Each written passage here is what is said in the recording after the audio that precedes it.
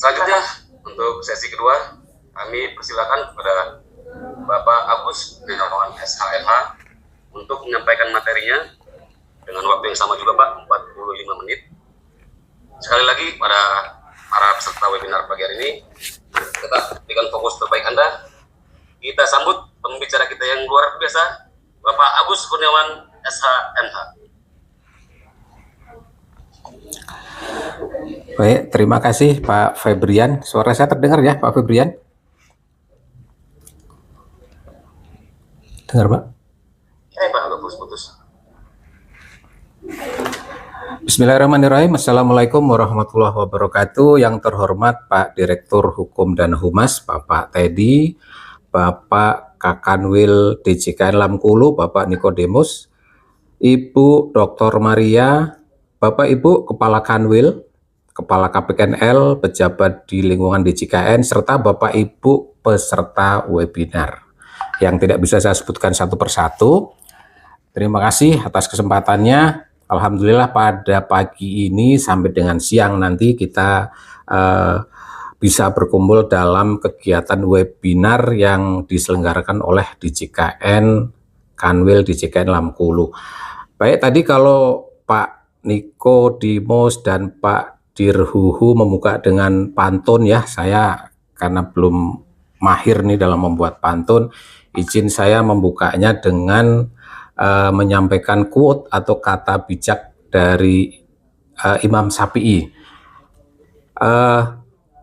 Jika kita tak tahan penatnya dalam belajar, maka bersiap-siaplah kita akan menanggung pahitnya kebodohan. Nah, quote ini sangat mengena sekali terhadap saya nih, terkait dengan peraturan perundang-undangan. Jadi pada tahun 2011 itu saya ikut diklat yang diselenggarakan oleh Kumham, waktu itu masih Kumham ya, terkait dengan Undang-Undang 12 tahun 2011. Jadi masih fresh-freshnya saya ikut. Waktu itu memang awal sih hanya sekedar iseng, hanya ingin mengisi waktu lowong, dan ternyata materi diklatnya sangat berat bagi saya karena pada saat itu kan saya berada di Kanwil Pontianak. Tentunya sehari-harinya yang saya hadapi adalah kegiatan yang sifatnya sangat teknis, sementara diklat waktu itu sifatnya teoritis terkait dengan penyusunan peraturan perundang-undangan. Tapi ternyata setelah sekitar 15 tahun kemudian ya, atau tepatnya 13 tahun kemudian, saya dipindah ke Direktorat Hukum dan Humas, khususnya di peraturan perundang-undangan. Dan hari ini saya ditunjuk untuk mengisi sebagai narsum terkait dengan peraturan perundang-undangan secara umum ya. Jadi ternyata yang pada saat itu saya menjalani mengikuti diklat dengan mungkin kurang enjoy ya, tapi karena tetap dijalani, akhirnya sekarang dapat manisnya. Nah, hal ini juga saya sampaikan apresiasi kepada Bapak Ibu semua. Ada sekitar 100 orang yang ikut acara kita pagi ini. Mudah-mudahan nanti apa yang didapat oleh Bapak Ibu bisa diimplementasikan dalam pekerjaan sehari-hari. Tadi Ibu Dr. Maria sudah menyampaikan materi yang menurut saya ini bukan materi yang pendek ya. Mungkin bisa 2-3 semester sebenarnya ini disampaikan, tapi oleh Bu Maria tadi disampaikan hanya sekitar 45 menit dan itu sudah dirangkum dengan detail dan menjadi tambahan wawasan bagi kita. Nah, saya kesempatan yang kedua lebih kepada teknis penyusunan peraturan perundang-undangan, khususnya ada current issue, dan kemudian nanti sedikit terkait dengan RIA ya. Tadi Ibu Dr. Maria juga sudah sampaikan RIA, tapi saya nanti lebih condong ke praktek di kitanya, cuman saya akan mengambil analogi yang secara umum karena saya lihat peserta webinar kita ini juga ada yang dari eksternal DJKN ya. Baik, kita pertama segarkan dulu dari definisi peraturan perundang-undangan dalam Undang-Undang Nomor 12 Tahun 2011. bahwa peraturan perundang-undangan adalah peraturan tertulis yang memuat norma hukum yang mengikat secara umum dan dibentuk atau ditetapkan oleh lembaga negara atau pejabat yang berwenang melalui prosedur yang ditetapkan dalam peraturan perundang-undangan. Dan di dalam undang-undang itu selanjutnya akan dijelaskan lebih jauh apa saja yang dimaksud dengan peraturan undang-undangan, jenisnya apa saja. Tapi saya tidak akan jauh ke situ, lanjut kepada pembentukan peraturan perundang-undangan yang tentunya sekarang menjadi kegiatan sehari-hari saya, jadi saya akan lebih condong ke prakteknya ya Bapak Ibu. Yang pertama, proses pembentukan peraturan perundang-undangan dimulai dengan adanya perencanaan. Nah, perencanaan ini bisa datang dari Direktorat Teknis. Kalau di JKN ya itu ada Direktorat Teknis BKKN, ada lelang, ada penilaian dan sebagainya. Nah, itu embrionya mulainya bisa dari sana, kemudian nanti diusulkan ke Direktorat UU dan Humas dan kita akan sampaikan kepada Sekretariat Jenderal dan selanjutnya nanti akan dilakukan penyusunan. Nah, tentunya penyusunan ini itu dilakukan oleh DJKN sekaligus juga oleh Biro Hukum ya, selaku pembina dari DJKN. Setelah dilakukan penyusunan, nanti tentunya ada harmonisasi, ada pengesahan, ada penetapan, dan terakhirnya itu adalah pengundangan. Nah, untuk tahun 2024 akhir ini, yang sebelumnya ada proses izin dari Presiden ya, kalau untuk pembentukan peraturan Menteri Keuangan nih, khususnya di Kementerian Keuangan, itu sebelumnya harus ada izin Presiden. Nah, di akhir tahun 2024 ternyata izin Presiden ini sudah tidak diperlukan lagi, jadi pada saat nanti harmon sudah langsung bisa ditetapkan sepanjang proses harmonisasinya sudah disetujui oleh sekarang Kementerian Hukum ya, jadi Kemenkum. Baik, kemudian pada tahun 2022 ada Undang-Undang 13, perubahan dari Undang-Undang nomor 12 tahun 2011, ini lebih fokus kepada terkait dengan perkembangan zaman digitalisasi peraturan. Di sini proses penyusunannya bisa dilakukan secara elektronik, tanda tangannya juga bisa dilakukan secara elektronik, dan kemudian ini sangat membantu pada saat proses pembuatannya.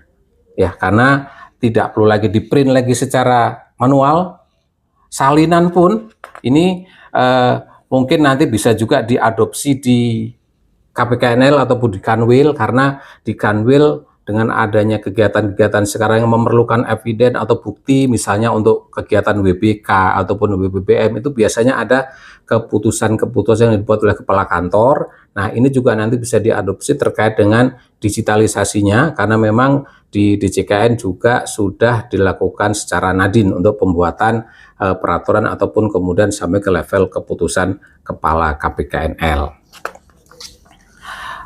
Bu Menteri Keuangan secara khusus pernah menyampaikan bahwa di Kementerian Keuangan ini sangat banyak sekali peraturan-peraturan yang ada. Jangankan Kementerian Keuangan secara umum, di JKN aja banyak sekali, karena di JKN punya tusi utama itu ada 4 ya, piutang negara, lelang, kekayaan negara, kemudian penilaian. Nah, itu sudah sangat banyak sekali. Bahkan untuk kekayaan negara atau pengelolaan kekayaan negara sendiri juga itu sudah luar biasa banyaknya. Dari mulai perencanaan itu sudah ada PMK-nya, pengadaan, kemudian pemeliharaan, ya, kemudian pemanfaatan sampai dengan wasdalnya itu sudah ada masing-masing peraturan Menteri Keuangannya. Nah, di sini Bu Menteri Keuangan berpesan agar peraturan-peraturan tersebut bisa disimplifikasi, kemudian bisa digitalisasi, dan kalau perlu dibuat semacam AI-nya sehingga pada saat dilakukan pencarian atau mau dibuat peraturan perubahannya itu bisa dilakukan secara mudah. Secara khusus di Kementerian Keuangan itu ada pedoman penyusunan peraturan perundang-undangan, itu diatur dalam KMK 527 tahun 2022. Ada beberapa perubahan dalam KMK ini ya, dari sebelum dan sesudahnya. Yang pertama itu terkait dengan persetujuan unit terkait ya melalui sistem. Tadi sudah saya sampaikan kalau dulu perlu ada verbal, perlu ada di print secara manual, sekarang sudah sangat simpel melalui Nadin, melalui elektronik disampaikan, nanti akan ditandatangan, diusulkan secara elektronik juga, sehingga sangat membantu dalam proses dan juga secara efisiensi waktu. Penomoran juga tidak lagi dilakukan secara manual. Distribusi karena ini sudah sifatnya lewat aplikasi juga tidak perlu lagi dikirim lewat manual juga ya, tidak ada lagi dikirim lewat pos misalnya salinannya, ini sudah secara otomatis di dalam Nadin itu bisa dikirim kepada pihak-pihak yang membutuhkan. Dan memang untuk sementara ini Nadin ataupun satu Kemenkyu ini memang masih terbatas di satu kementerian, yaitu Kementerian Keuangan ya. Tapi bukan berarti ini tidak bisa kita jalankan terkait digitalisasinya. Ini tetap mempermudah proses pembuatan peraturan di Kementerian Keuangan. Ada beberapa juga hal-hal yang berubah dengan adanya KMK 527. Yang pertama, perencanaan ya, yang tadinya bentuknya KMK ditandatangani oleh Menteri Keuangan, ini sekarang ditandatangani oleh Pak Sekjen, sehingga ini mempercepat proses. Kemudian permohonan penetapan yang awalnya kepada Menteri Keuangan cukup kepada Sekjen dan juga Biro Hukum, pengundangan yang awalnya di Biro Umum beralih ke Biro Hukum, dan penyuntingan. Penyuntingan juga ini sesuatu yang sangat penting ya, karena walaupun ini sepertinya sudah sangat sederhana di akhir proses pembuatan peraturan perundang-undangan, ini juga sangat penting karena pada saat proses penyuntingan dilakukan oleh Kumham dan ada hal-hal yang sifatnya sederhana, misalnya hanya sekedar typo ya, mungkin salah pengacuan pasal. Nah, ini tetap akan dikembalikan kepada penyusunnya. Dalam hal ini adalah ke Kementerian Keuangan. Makanya sering saya sampaikan dalam proses pembuatan peraturan perundang-undangan, terutama proses pembuatan peraturan menteri, apapun yang ditemukan, walaupun sifatnya bukan substansi, hanya sekedar legal drafting, hanya titik koma, hanya sekedar typo, itu tetap harus disampaikan perbaikannya, supaya pada saat proses selanjutnya tidak menghambat penetapan ataupun pengundangannya. Lanjut terkait dengan masalah penomoran. Nah, ini tentunya juga sangat penting dipahami oleh KPKNL dan Kanwil pada saat pembuatan KMK, yang atas nama Kepala Kanwil ataupun Kepala KPKNL ya. Dan juga ada keputusan KPKNL ataupun keputusan Kanwil yang secara khusus dibuat sendiri, misalnya untuk penghargaan pegawai teladan atau mungkin terkait dengan tim WBK, tim PUG dan sebagainya. Ingat, KMK 527 ini sudah berlaku dari tahun 2022. Salah satu yang masih ketinggalan ya kawan-kawan di daerah terkait dengan penomoran, kalau dulu masih ada nomor sekian garing PMK strip atau garing KNL segala macam. Nah, pada saat sekarang kalau membuat keputusan kepala kantor Kanwil itu nomornya langsung dan tahunnya juga langsung ya, di nomor sekian tahun sekian tentang apa. Perubahan berikutnya adalah terkait dengan teknis secara penyusunannya, yaitu masalah margin, kemudian masalah kiri kanan atas bawah itu secara teknis ya nanti bisa dilihat secara detail lagi di KMK 527. Terus yang paling utama juga yang perlu diperhatikan adalah penggunaan lambang Garuda. Lambang Garuda kalau yang sebelumnya itu ditaruh di masing-masing lembar ya, kalau Bapak Ibu masih ingat pada saat membuat keputusan penetapan status penggunaan. Coba lihat, kalau dulu itu tiap lembar ada lambang Garudanya. Nah, kalau yang sekarang lambang Garudanya cukup di halaman pertama. Nah, ini tentunya hal-hal yang sering ditemui di lapangan kawan-kawan di instansi vertikal, baik KPKNL maupun Kanwil ya. Ada berikutnya lagi yang juga sering kami temukan ya, karena memang pada saat instansi vertikal KPKNL membuat suatu keputusan, itu biasanya ada yang meminta review kepada kami, kepada Direktorat Hukum dan Humas. Nah, yang sering masih kita temukan adalah pada saat di kata penutup. Di kata penutup biasanya disebutkan yang intinya adalah menyampaikan bahwa kalau ada kesalahan maka keputusan ini akan dilakukan perubahan sebagaimana mestinya. Nah, itu masih sering dilakukan ditulis. Padahal yang namanya keputusan, namanya peraturan, kalau memang kemudian suatu saat ingin dirubah, suatu saat ada yang kurang tepat, ya pasti akan bisa dirubah tanpa harus menuangkan dalam bentuk normanya.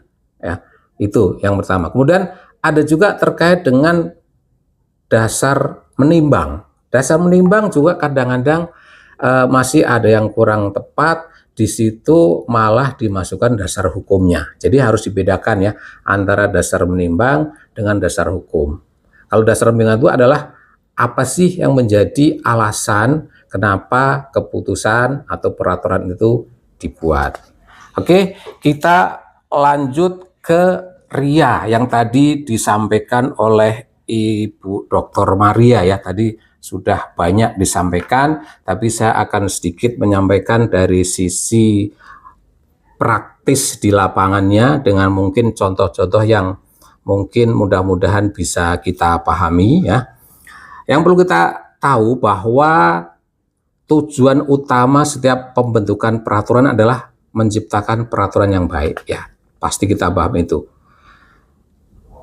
Menjawab permasalahan dan dapat dilaksanakan secara efektif. Di Undang-Undang Nomor 13 Tahun 2002 itu ada amanat pada saat penyusunan naskah akademik diminta agar lebih komprehensif dan berbasis analisis ilmiah. Nah, disinilah yang menjadi dasar hukum perlunya RIA dilakukan sebelum pembuatan peraturan perundang-undangan supaya nanti peraturan perundang-undangan yang sudah dibuat bisa dilaksanakan, bisa bermanfaat, dan tentunya berdampak positif. Pengertian dari RIA itu sendiri, jadi RIA ini adalah Regulatory Impact Analysis ya, jadi bukan RIA yang apa di RIA itu ya, pamer gitu ya. Jadi RIA ini adalah nanti bagi yang ikutnya sebegal-sebegal nanti dipikirnya RIA itu pamer ya. Jadi RIA ini adalah analisis dampak dari suatu peraturan. Ini adalah metode yang digunakan untuk membantu dalam membentuk suatu peraturan perundang-undangan yang baik dengan menilai dampak dari peraturan tersebut baik yang akan dibuat maupun yang telah ada. Jadi secara prinsip menguji, mengukur manfaat, biaya, dan dampak dari peraturan yang akan dibuat maupun peraturan yang sudah ada. Nah, ini jadi yang perlu kita pahami, RIA ini bukan hanya untuk yang sudah, maksudnya bukan hanya untuk peraturan yang akan dibuat, tapi juga yang sudah terbuat pun bisa dilakukan analisis melalui RIA ini. Mungkin sebagai contoh, ada negara Korea Selatan. Jadi dulu pada saat tahun 97-98 ada krisis global, ternyata Korea Selatan juga terkena dampak dan mereka kemudian sadar bahwa ternyata dampaknya itu sangat luar biasa terhadap perekonomian mereka, dan setelah dilakukan analisis yang menjadi sumber permasalahannya adalah peraturan-peraturan yang tidak mendukung dunia usaha. Nah, makanya mereka kemudian melakukan RIA ini dan akhirnya separuh lebih peraturan-peraturan yang terkait dengan dunia usaha itu disesuaikan, bahkan mungkin ada yang dicabut, dan kita tahu sekarang seperti apa Korea Selatan dengan peraturan-peraturan yang memang bermanfaat, efektif dilaksanakan, itu sekarang Korea Selatan menjadi negara yang luar biasa. Tujuan RIA sendiri adalah untuk menilai dan memberikan pembenaran bagi pemerintah bahwa penyelesaian permasalahan dalam bentuk peraturan, maksudnya dengan dibuatnya peraturan, ini mempunyai manfaat yang melebihi biaya yang seharusnya dikeluarkan. Nah, tadi sudah disampaikan oleh Bu Dr. Maria ya, bahwa antara biaya dan manfaat itu biayanya lebih kecil. Jangan sampai kemudian setelah dibuat peraturan malah biaya yang timbul ini lebih besar daripada sebelum adanya peraturan tersebut. Untuk step-stepnya ada 7 step yang dilakukan pada saat kita akan membuat RIA. Yang kita pahami, RIA ini bukan laporan ya Bapak Ibu ya. RIA ini adalah proses yang dilakukan pada saat kita akan membuat peraturan atau menganalisis peraturan yang sudah ada. Tahap pertama adalah rumusan masalahnya. Bisa lanjut, Mbak. Di dalam perumusan masalah ini adalah yang kita gali, yang kita buat tabulasi itu adalah masalahnya apa, sehingga kita perlu membuat suatu peraturan. Jangan kemudian yang dijadikan rumusan masalahnya adalah karena ini belum ada peraturannya, karena ini perintah dari pimpinan. Ya, itu adalah hanya sebagai clue, tapi pada saat kita membuat RIA, itu bukan itu sebagai dasar utama masalahnya, tapi masalah kenapa ini harus buat peraturan. Misalnya gini, ada sungai yang kotor, ya. Pada saat kita akan membuat suatu peraturan yang mengatur terkait dengan sungai kotor tadi, kita perlu menyusun masalahnya apa, sehingga kok kita perlu gitu. Yang pertama tentunya kita bisa lihat mungkin ada data bahwa di seputaran sungai tadi banyak penduduk yang terkena penyakit kulit. Nah, itu kan masalah. Kemudian di sekitar sungai tadi banyak masyarakat yang perlu membeli air bersih. Padahal di dekatnya ada air, cuman karena kotor sehingga masyarakat perlu membeli air bersih, dan tentunya ini perlu biaya. Yang penyakit kulit tadi juga perlu biaya karena perlu ke rumah sakit. Nah, itu adalah contoh-contoh masalah yang kemudian bisa dijadikan step berikutnya. Setelah masalah kemudian muncul, sudah ditabulasi, baru kita tentukan tujuannya sebagai langkah yang kedua. Dan tentunya pada saat kita menemukan masalah-masalah yang sudah ditabulasi, bisa jadi masalahnya itu banyak sekali. Tapi kita jangan kemudian berambisi untuk menuangkan seluruh masalah itu dalam satu peraturan. Karena bisa jadi itu nanti peraturannya akan sangat luas. Tentukan tujuan utamanya, mana yang akan dijadikan bahan utama. Bahkan kalau perlu juga jangan langsung kita berpikiran bahwa ini harus dibuat peraturan. Jadikan juga suatu opsi ya, di langkah ketiga itu ada opsi atau alternatif yang perlu dilakukan. Salah satu opsinya itu adalah bagaimana kalau ini tidak diatur, bagaimana kalau ini tidak dibuat peraturannya. Nah, di situ dijadikan salah satu opsi di samping opsi-opsi yang lain, dan untuk mengukur itu ada di yang tadi disampaikan oleh Bu Dr. Maria, yaitu berdasarkan analisis biaya manfaat ya. Di sini sebisa mungkin dituangkan, dikonversi ke dalam rupiah, sehingga nanti antara biaya dan manfaat mana yang lebih besar. Pada saat manfaatnya biayanya lebih tinggi, maksudnya manfaat secara angka rupiahnya lebih tinggi, maka ini salah satu clue untuk bahwa oh ya, peraturan ini diperlukan. Kayak contohnya tadi terkait dengan sungai yang tidak bersih tadi ya. Pada saat ini dibuat peraturan, maka nanti ada banyak masyarakat yang tidak lagi ke rumah sakit, sehingga biaya ini akan turun. Kemudian ada banyak masyarakat yang tidak perlu lagi beli air bersih karena menggunakan air yang ada di sungai tadi, sehingga ini juga nilainya bisa dikonvert ke rupiah. Dan kemudian untuk langkah terakhirnya itu adalah secara implementasinya. Ya.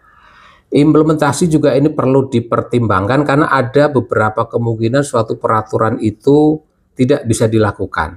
Dan ini bisa kita lihat, kenapa tidak bisa dilakukan? Bisa jadi karena peraturan itu tidak diketahui, berarti ini PR-nya gampang, tinggal dilakukan sosialisasi. Bisa jadi karena ada pihak-pihak tertentu yang mungkin keberatan dalam melaksanakan peraturan tersebut. Nah, ini juga perlu ditinjau lagi, maksudnya perlu digali lebih lanjut lagi. Kira-kira pihak-pihak yang keberatan ini apakah kemungkinan bisa diberikan pengecualian, misalnya kayak terkait dengan pengenaan pajak ya, pajak pada saat ada pengusaha UMKM karena dia skopnya kecil, modalnya kecil sehingga bisa jadi dikasih untuk pajak UMKM yang seperti sekarang kita ketahui itu pajaknya adalah 0,5% kalau nggak salah ya. Nah, itu adalah bentuk dari mitigasi pada saat implementasi supaya peraturan ini bisa dilaksanakan. Dan juga ada kemungkinan yang ketiga, yaitu pada saat ada pihak-pihak yang tidak mau melaksanakan peraturan. Nah, ini juga perlu dimitigasi juga. Masalahnya apa? Kalau memang ini masalahnya ketidakpatuhan, berarti mungkin dibikin semacam ada sanksi. Ya, sanksi yang bisa diterapkan kepada yang tidak patuh, dan tentunya kalau ada sanksi tentunya kalau bisa juga ada diberikan semacam reward kepada orang yang patuh. Nah, semua itu dari step pertama sampai dengan step terakhir ya, semua bisa didapatkan dari adanya konsultasi publik ya, konsultasi kepada stakeholder. Jadi pembuat peraturan itu diamanatkan ya agar dalam tahapan pertama dari mulai analisis masalah sampai dengan tahapan terakhir itu diminta untuk selalu menyelenggarakan konsultasi publik. Caranya gimana? Caranya dibuat semudah mungkin. Jangan kemudian pihak-pihak tertentu ya dipanggil sementara pihak tersebut terkendala dengan masalah jarak, terkendala dengan masalah biaya gitu. Sehingga akhirnya rencana konsultasi publik tadi tidak terselenggara dengan baik, atau konsultasi publik kepada pihak-pihak yang tidak tepat. Maksudnya ini peraturan ini akan dipakai untuk petani, tapi kemudian yang dipanggil untuk dimintai konsultasi adalah para pengusaha taninya, bukan petani yang level bawahnya. Ini juga kemudian tentunya asupan yang akan diterima oleh pembuat peraturan akan berkurang ya. Jadi intinya konsultasi publik ini harus dilakukan kepada seluruh lapisan masyarakat sehingga informasi dari masyarakat ini bisa terangkum semuanya, dan yang terakhir bagi pembuat atau perumus peraturan perundang-undangan juga harus bisa legowo pada saat banyaknya masukan-masukan yang berseberangan. Jangan kemudian dari awal penyusun peraturan sudah punya mindset bahwa ini harus terbuat dengan konsepnya tanpa mempertimbangkan masukan yang akan diterima. Nah, ini hal seperti ini juga perlu dipertimbangkan, perlu dilakukan oleh penyusun peraturan perundang-undangan. Pada saat kemudian apa yang diterima dan ternyata setelah disampaikan ke level pimpinan itu ditolak ya, karena tentunya level pimpinan punya pandangan sendiri, mungkin terkait dengan masalah politik, mungkin terkait masalah dengan perlindungan kepada konsumen, atau terkait dengan masalah perlindungan kepada pengusaha kecil. Tentunya ini ada hal-hal yang bisa jadi ya peraturan itu memang seakan-akan berpihak kepada salah satu pihak, nggak berpihak kepada pihak yang lain, berpihaknya kepada pengusaha kecil, nggak berpihak kepada pengusaha besar. Nah, itu tentunya ya pimpinan nanti yang akan kemudian mengambil putusan apakah nanti akan mengadopsi masukan-masukan dari masyarakat seluruhnya atau hanya sebagian, tergantung dari kebijakan yang ada.